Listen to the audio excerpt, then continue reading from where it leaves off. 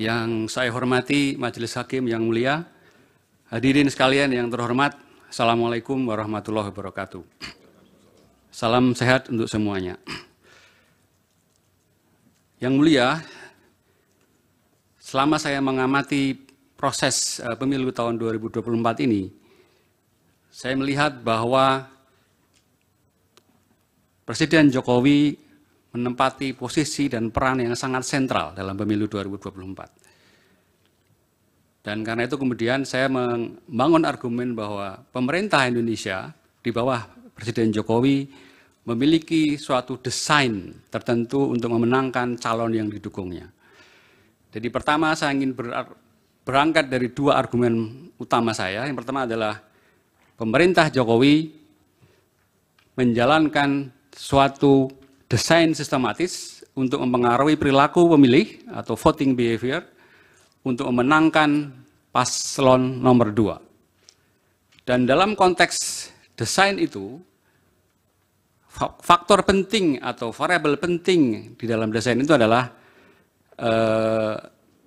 peran dari Presiden Jokowi dan menentukan proses dan hasil pemilu yang telah ditetapkan oleh KPU pada tanggal 20 Maret 2024.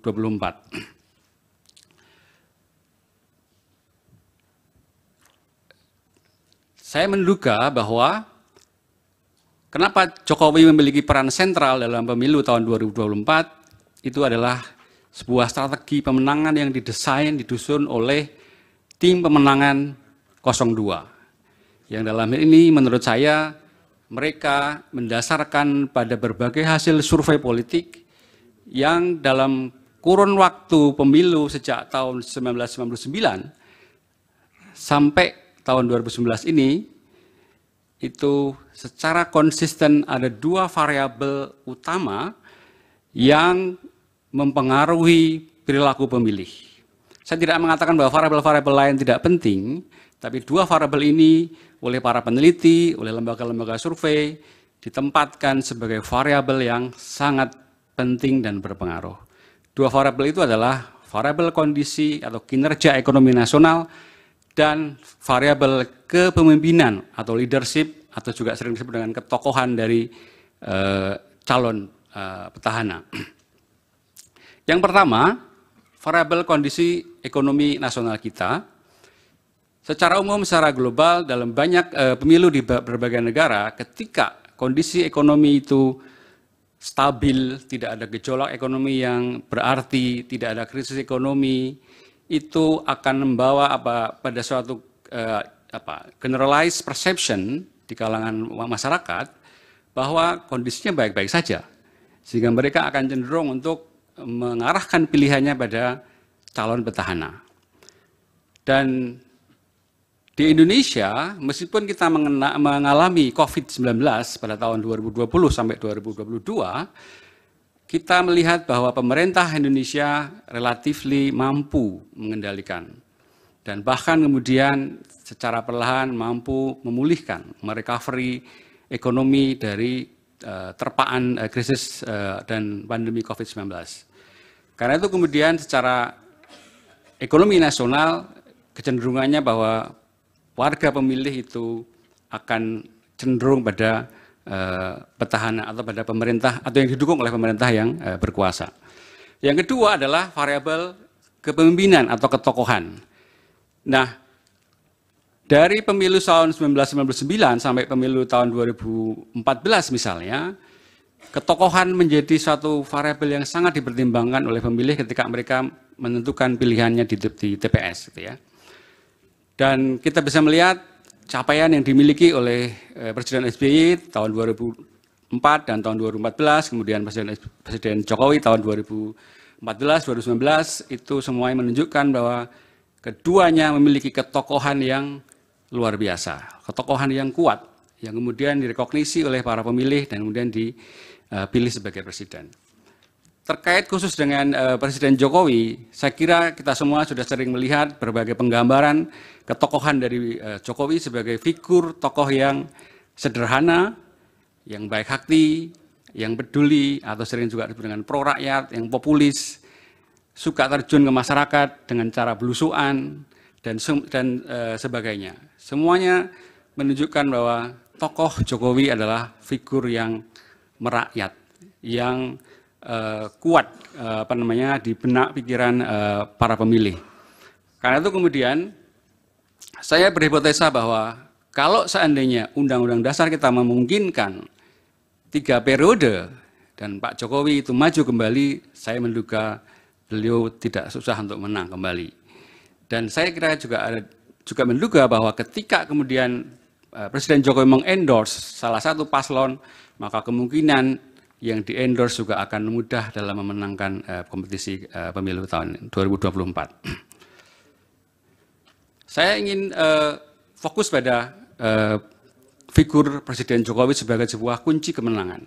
Ketika paslon nomor 2 berhasil atau mampu menempatkan Jokowi sebagai tokoh yang ada dalam pihaknya, maka menurut saya paslon nomor 2 sudah menggenggam sebuah kunci atau kartu kemenangan. Dan kemudian inilah yang kemudian mendasari saya kira titik awal bagaimana kemudian ketidaknetralan, keberpihakan dari seorang presiden yang seharusnya berdiri di atas kaki semua rakyat Indonesia, tidak berpihak, itu terjadi. Keberpihakan Presiden Jokowi juga kemudian sangat jelas ketika kemudian tanpa ragu, tanpa rasa malu bahkan mungkin kalau orang Jawa, orang patut, itu kemudian melakukan tindak nepotisme dengan memaksakan anak sulungnya sebagai calon presiden melalui putusan MK nomor 90.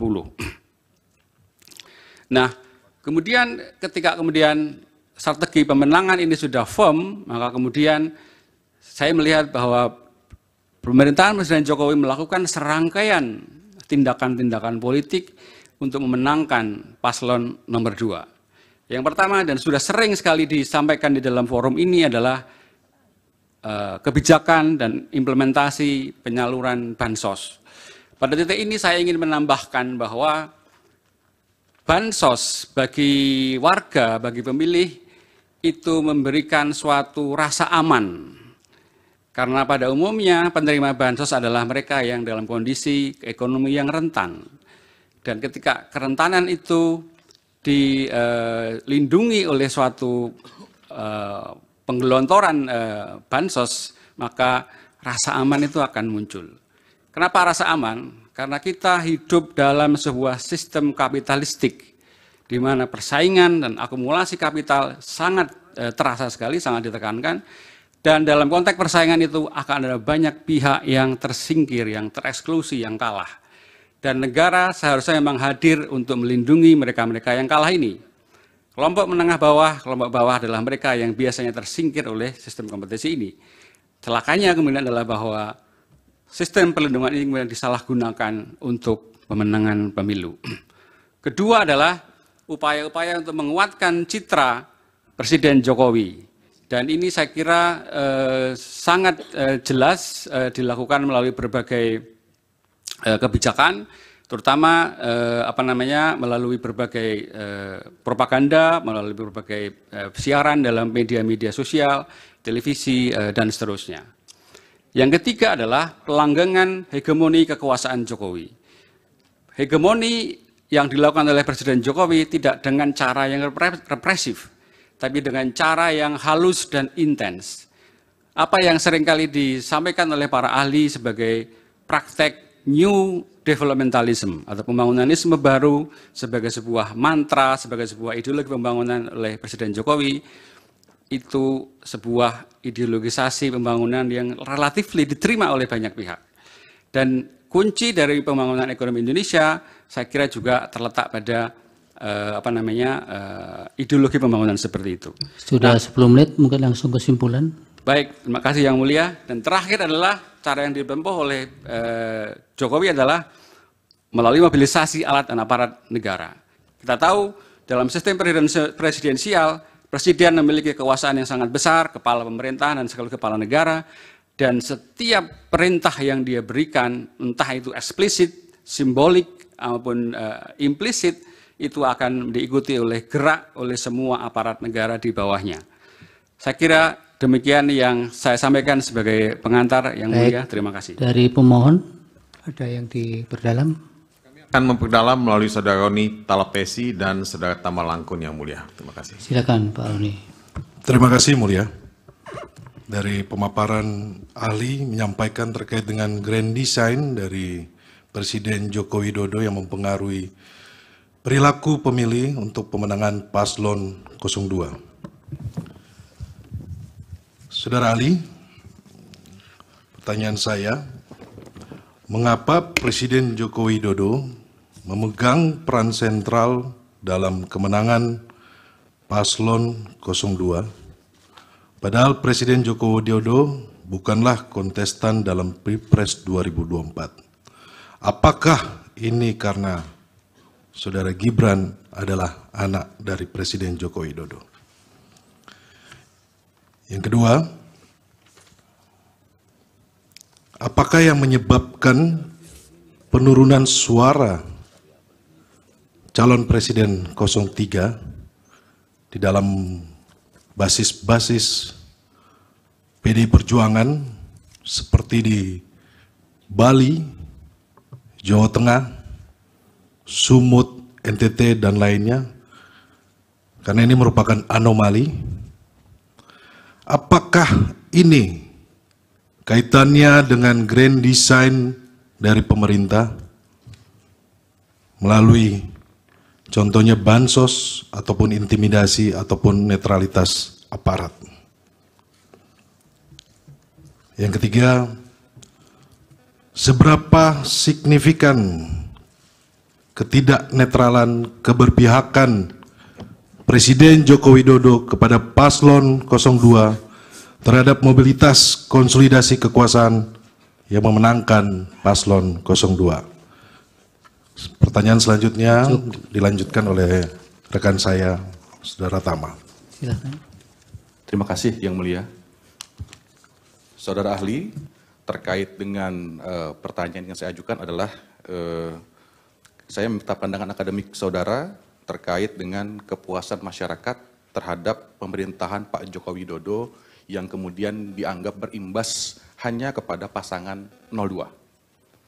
Kenapa hal itu terjadi? Padahal kalau kita lihat secara seksama bahwa partisipasi atau pihak-pihak yang ikut kerjasama dengan pemerintahan hari ini adalah juga dari paslon lainnya. Itu yang pertama. Yang kedua, Prof. Soeharto pernah menyinggung istilah hari ini telah ditetapkan the new departmentalism. Nah, yang ingin saya ketahui adalah apakah istilah tersebut yang hari ini sedang berlaku itu ada kemiripan dengan era Orde Baru. Terima kasih. Dari termohon, cukup. Dari pihak terkait, cukup. Satu aja, Prof. Yang mulia satu aja. Silakan. Ya, terima kasih, saudara ahli ya. Sebenarnya kami tidak ingin mengajukan pertanyaan yang terlalu mendalam karena makanya kami ajukan satu saja sederhana. Iya. Dari hasil pemaparan ini ada ya risetnya ya, saudara ahli lakukan sejak kapan untuk memotret semua peristiwa dan keadaan, karena tadi banyak sekali variabel berpengaruh di sini. Presiden sebagai sentra kekuasaan yang punya impact terhadap kemenangan atau semacam insentif elektoral kepada pasangan yang terpilih saat ini. Itu diriset kapan dan seperti apa pendekatan yang dipakai untuk memotret persoalan ini? Terima kasih. Baik, dari Bawaslu cukup. Dari Hakim, yang mulia Pak Daniel, dipersilakan.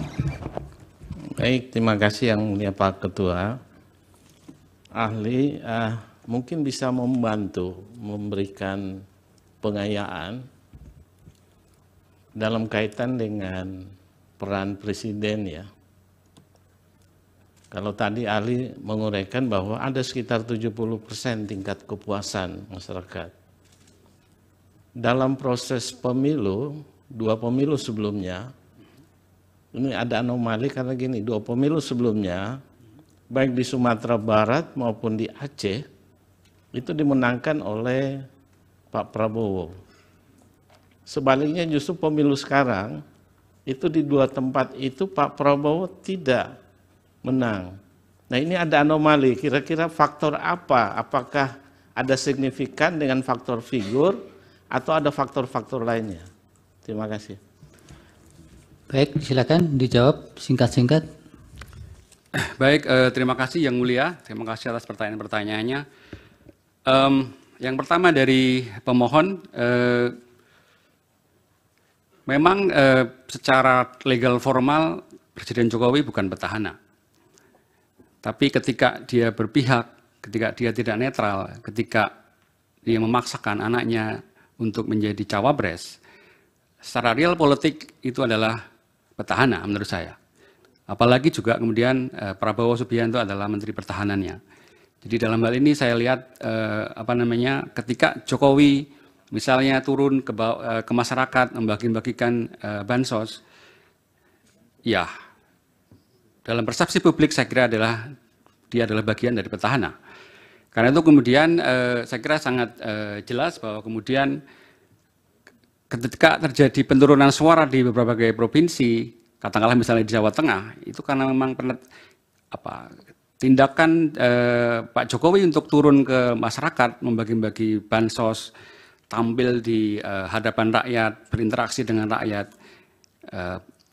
itu semuanya memperkuat ketokohan dari Pak Jokowi sebagai figur yang tadi saya sampaikan, figur yang populis, figur yang merakyat.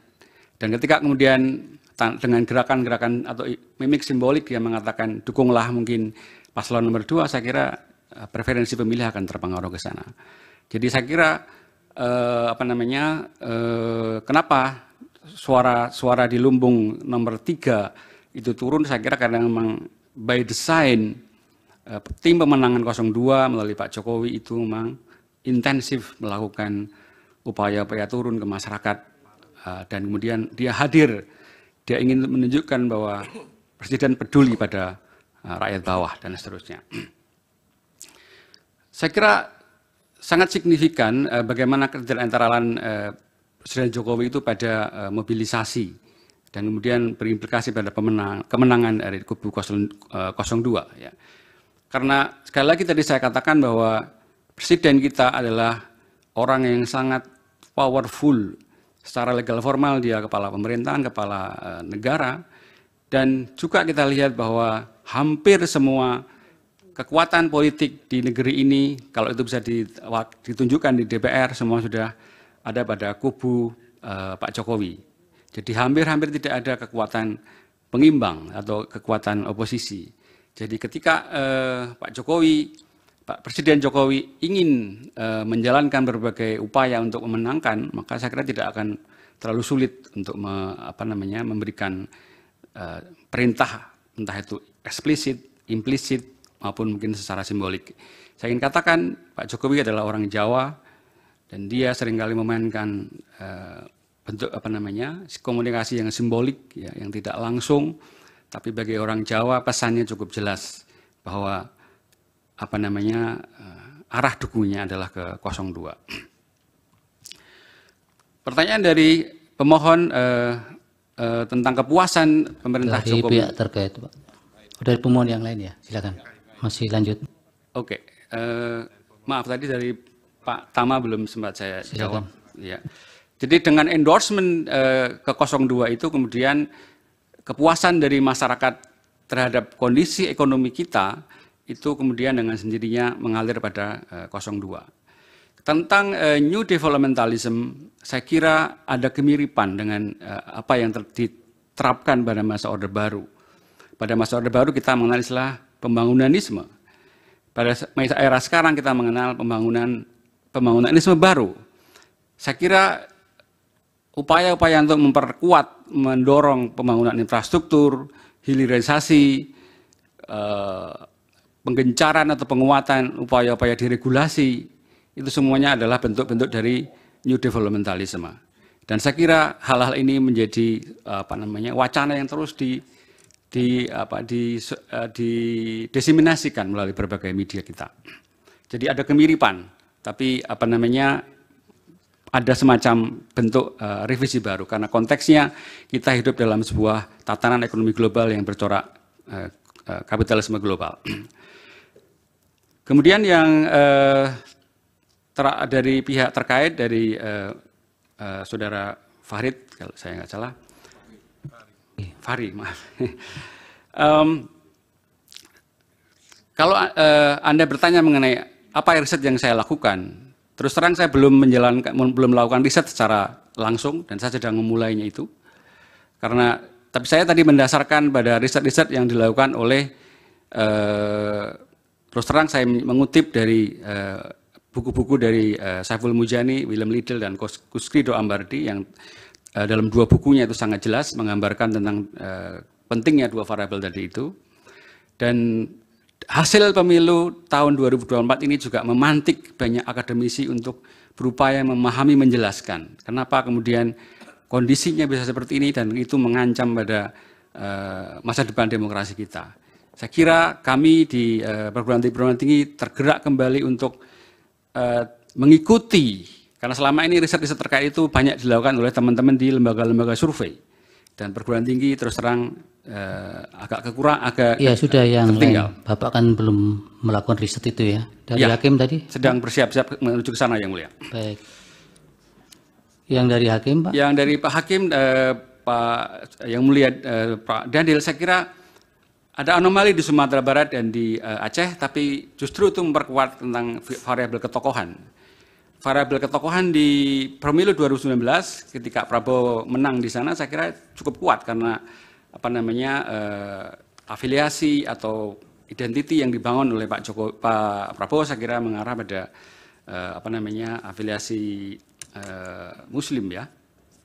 Dan dukungan karena Pak Prabowo kemudian beralih mendukung Pak Jokowi dalam pemerintahan, maka dukungan itu dialihkan kemudian ke tokoh lain. Dalam hal ini adalah pasangan nomor urut 1. Jadi pergeseran ini saya kira juga justru memperkuat variabel tentang ketokohan tadi. Jadi masyarakat tidak diam tapi juga berpikir secara kritis, seolah-olah mohon maaf ini menghukum paslon nomor 2 karena dianggap mungkin beralih dukungan dari menuju pada Pak Jokowi yang dulu mungkin tidak dipilih tidak menang di Sumatera Barat dan di Aceh. Saya kira iya sudah cukup. Terima kasih, Ahli. Yang Mulia. Terima kasih keterangannya. Mudah-mudahan bermanfaat untuk Mahkamah Konstitusi dalam mengambil putusan. Selanjutnya, Pak. Ya, Yang Mulia, kami mohon dihadirkan Profesor Hamdi Muluk, ya, ahli psikologi politik dari Universitas Indonesia. Silakan, petugas Pak Hamdi Muluk.